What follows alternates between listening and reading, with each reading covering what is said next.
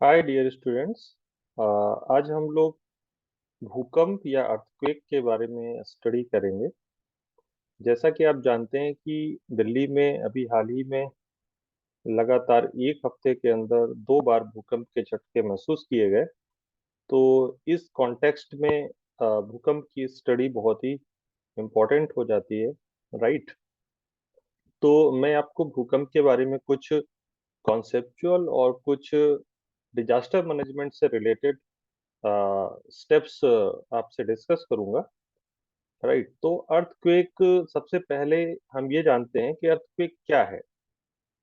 तो जो भूकंप या अर्थक्वेक है, ये लिथोस्फीयर में होने वाला एक सडन मूवमेंट है, राइट। एक आकस्मिक कंपन है। और ये जो आकस्मिक कंपन है, ये जो सडन मूवमेंट है, ये कई वर्षों तक चलने वाले जो स्लो मूवमेंट्स हैं, वो धीरे धीरे क्या करते हैं कि चट्टान को, जो दोनों तरफ से जो कंप्रेशन होता है, आपको पता है कि जो हिमालय का क्षेत्र है, अभी जैसे हाल ही में नेपाल में 2 भूकंप आए लगातार एक हफ्ते के अंदर। तो हिमालय के क्षेत्र में आपको पता है कि इंडियन प्लेट लगातार यूरेशियन प्लेट की तरफ पुश कर रही है। तो उससे जो एक तरीके से जो एकत्रित ऊर्जा है कई वर्षों की, वो कुछ ही क्षणों में, कुछ ही पलों में जो अचानक से रिलीज होती है, तो उसी को हम क्या कहते हैं? भूकंप, राइट। तो वही जो भूकंप है, अब उसमें वर्षों की संचित ऊर्जा सेकंडों में रिलीज हो जाती है। इसीलिए उसका इम्पैक्ट इतना ज्यादा डिजास्ट्रस होता है, इतना आपदाकारी होता है। तो नेचुरल रीजन के साथ साथ लेकिन भूकंप कई बार मानवीय कारणों से भी आते हैं, एंथ्रोपोजेनिक भी होते हैं। मानवीय कारण क्या हो सकते हैं? खास तौर पे जो बिग डैम्स हैं, जो विशाल जो बांध हैं, जो जलाशय हैं, वो उस क्षेत्र में एक तरीके का आइसोस्टैटिक इम्बैलेंस क्रिएट करते हैं। अब आइसोस्टैसी के बारे में अगर आपको पढ़ना है, तो इसमें आई बटन में आइसोस्टैसी का आपको एक डिटेल्ड वीडियो मिलेगा। तो उससे आप आइसोस्टैसी के बारे में डिटेल में समझ सकते हैं। तो जो विशाल बांध हैं, जलाशय हैं, उनके निर्माण से उस क्षेत्र विशेष में आइसोस्टैटिक इम्बैलेंस, मतलब कि आइसोस्टैटिक इम्बैलेंस अभी आप शॉर्ट में समझ लीजिए कि उस स्थान विशेष में जो भी लैंडफॉर्म है, वो जितना भी बना हुआ है एक समय से, एक लंबे समय से, तो वो अपने बैलेंस में है। लेकिन अगर आप उसमें एक्स्ट्रा कुछ ला करके वहां पर, आपने ला करके बांध से एक्स्ट्रा वाटर वहां पर एक्युमुलेट कर दिया, संचित कर दिया, तो जो वाटर है वो भी उस लैंड पर अपना प्रेशर बनाता है।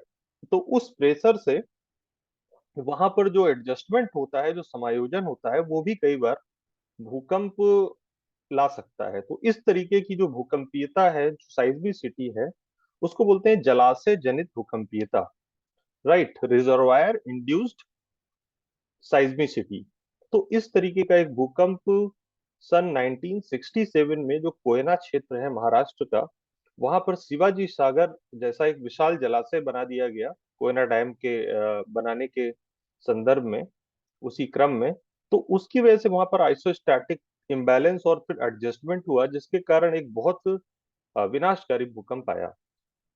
तो इस तरीके का जो भूकंप का उदाहरण है, वो भारत में कोयना में मिलता है। इस तरीके के जो मानवीय कारणों से उत्पन्न भूकंप हैं, राइट। तो भारतीय प्लेट में जो भूकंप है, वो खास तौर पे दो क्षेत्र हैं। एक हिमालय का क्षेत्र है और दूसरा अंडमान सुमात्रा अवक्षेपण क्षेत्र है। ठीक, तो हिमालय के क्षेत्र में क्या होता है कि वहां पर आपको पता है कि जो इंडियन प्लेट लगातार पुश कर रही है यूरेशियन प्लेट को, तो उससे जो दबाव, उससे जो कंप्रेशन पैदा होता है, वो भूकंप का कारण बनता है, राइट। और दूसरा जो सबडक्शन जोन है, जहां पर एक प्लेट दूसरी प्लेट के नीचे सबडक्ट हो रही है।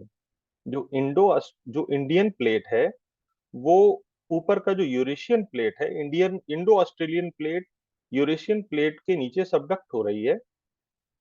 तो वहां पर जो सबडक्शन जोन है, सबडक्शन जोन में जो सुमात्रा के पास है, तो उस पूरे सबडक्शन जोन को बोलते हैं अंडमान सुमात्रा सबडक्शन जोन। तो उस जोन में भी भूकंप आते हैं। आपको पता है कि जो सुनामी आई थी सन 2004 में, वो इसी सबडक्शन जोन में आए हुए भूकंप के कारण वो सुनामी जनरेट हुई थी। राइट, तो हिमालय के क्षेत्र के जो भूकंप होते हैं वो उथले होते हैं। उथले का मतलब कि उनकी जो फोकस है, जहां से वो उत्पन्न होते हैं, वो काफी ऊपर होता है, वो शैलो होता है, डीप नहीं होता है। जबकि जो अंडमान सुमात्रा सबडक्शन जोन के भूकंप हैं वो डीप फोकस्ड है। तो आपकी जानकारी के लिए मैं बता दूं कि जो उथले भूकंप हैं, जो शैलो फोकस वाले भूकंप हैं, वो ज्यादा विनाशकारी होते हैं। इसीलिए हिमालय के क्षेत्र में अगर कोई कभी भूकंप, कभी ज्यादा तीव्रता का भूकंप आता है, तो वो उसका जो परिणाम होगा वो बहुत ही विनाशकारी होगा। और भारत में अगर भूकंपीय प्रवणता के क्षेत्रों की अगर हम बात करें, कि जो साइज्मिक जोनेशन, जो रीजन है, जो साइज्मिक जोनेशन मैप है भारत का, उसमें लगातार चेंजेस होते रहे हैं। जो 1961 का कोयना का जो भूकंप था, अभी जिसकी मैंने चर्चा की, उसके पश्चात, इसके पहले जो भारत का साइज्मिक जोनेशन मैप था, उसमें कुछ क्षेत्र गैर भूकंपीय क्षेत्रों में भी आते थे, मतलब कि जहां पर माना जाता था कि भूकंप आ ही नहीं सकता है। लेकिन जो कोयना का जो भूकंप था, उसने साबित कर दिया कि भारत में कोई भी क्षेत्र गैर भूकंपीय क्षेत्र में नहीं डाला जा सकता, मतलब भूकंप कहीं भी आ सकता है। तो जो गैर भूकंपीय क्षेत्र है उसको मैप से हटा ही दिया गया, मतलब अब सारे ही क्षेत्रों में भूकंप की संभावना थी। फिर 1993 में लातूर के क्षेत्र में भूकंप आया। लातूर आपको पता है महाराष्ट्र के पास, महाराष्ट्र के अंतर्गत आता है। तो महाराष्ट्र में लातूर में जो भूकंप आया, उसके बाद जोनेशन मैप को फिर से एक बार उसमें अमेंडमेंट किया गया। और फिर जो भूकंपीय क्षेत्र वन था, फर्स्ट था, उसको भूकंपीय क्षेत्र सेकंड में मिला दिया गया। मतलब कि अब क्या हो गया कि जो साइज्मिक जोन वन था उसको भी समाप्त कर दिया गया, उसको टू में ले लिया गया। तो वर्तमान समय में भारत में चार ही जोन हैं, seismic zone two, three, four and five. अब वन का भी डिलीशन हो चुका है, वन नहीं है। तो इस तरीके से zone two, zone three, zone four and zone five. और इसको आप मैप में, जो साथ में मैप है उसमें आप अच्छे से देख सकते हैं, समझ सकते हैं। देन भूकंप एक आपदा के रूप में होता है। तो आप ये समझिए कि जो भूकंप है वो एक डिजास्टर है। इसमें खास तौर पे जो सेटलमेंट वाले रीजन है, अब किसी खाली भूमि में अगर भूकंप आ जाएगा तो उससे वहां पर कोई भी डिजास्टर नहीं आएगा। लेकिन अगर जहां पर सेटलमेंट है, जहां बसावट है, लोग रह रहे हैं, वहां पर जो भूकंपीय खास तौर पे जो सतही तरंगे हैं, जो सरफेस वेव्स हैं, जो बॉडी वेव्स हैं, पी या एस टाइप की वेव है, वो जब पी सतह पर पहुंचती है तो वो एक सतही तरंग में तब्दील हो जाती है, जिसको L wave, long wave, love wave या सरफेस वेव बोलते हैं। तो ये बहुत ही डिजास्टर्स होती हैं ये वेव्स। और इन्हीं के कारण खास तौर पे जो भूकंप के दौरान जो भी विनाश होता है, वो इन्हीं सतही तरंगों के कारण होता है। तो अपवाह क्षेत्र है, अगर कोई ड्रेनेज बेसिन है, वहां पर नदियों के मार्ग में अचानक परिवर्तन आ सकता है, बाढ़ आ सकती है, जलाशय टूट सकते हैं, उनकी जो डैमिंग है वो टूट सकती है, जिससे एक बड़ा क्षेत्र जलमग्न हो सकता है। पर्वतीय क्षेत्रों में भूकंप से लैंडस्लाइड भी हो सकता है, उससे जो वहाँ के ट्रांसपोर्टेशन रूट्स हैं वो भी ब्लॉक हो सकते हैं, और इससे राहत और बचाव कार्यक्रम में भी एक बाधा उत्पन्न हो सकती है। साथ ही जो विद्युत और संचार की लाइनें हैं, उनके टूट जाने से भी राहत और बचाव में बड़ी समस्याएं पैदा हो जाती हैं। तो भूकंप इस प्रकार एक बड़ी आपदा का कारण बन सकता है। तो हम समझें कि भूकंप जैसी आपदा के प्रबंधन का क्या तरीका है ना, उसको हम कैसे, उसको, उस डिजास्टर को हम कैसे मैनेज या मिटिगेट कर सकते हैं, राइट। तो ये एक ऐसी प्राकृतिक आपदा है जिसको हम नियंत्रित तो नहीं कर सकते, रोक भी नहीं सकते। और सबसे बड़ी समस्या है कि इसको हम टाइम रहते, समय रहते प्रिडिक्ट भी नहीं कर सकते हैं। जैसे बहुत सारी जैसे आपदाएं हैं, जैसे अगर चक्रवात है, तो चक्रवात को हम काफी हद तक हम प्रिडिक्ट करने में अब सफल रहते हैं। हम समय रहते हम उसका अनुमान लगा सकते हैं कि किस गति से किस समय कौन सा चक्रवात भारत के किस क्षेत्र में लैंड करेगा, राइट।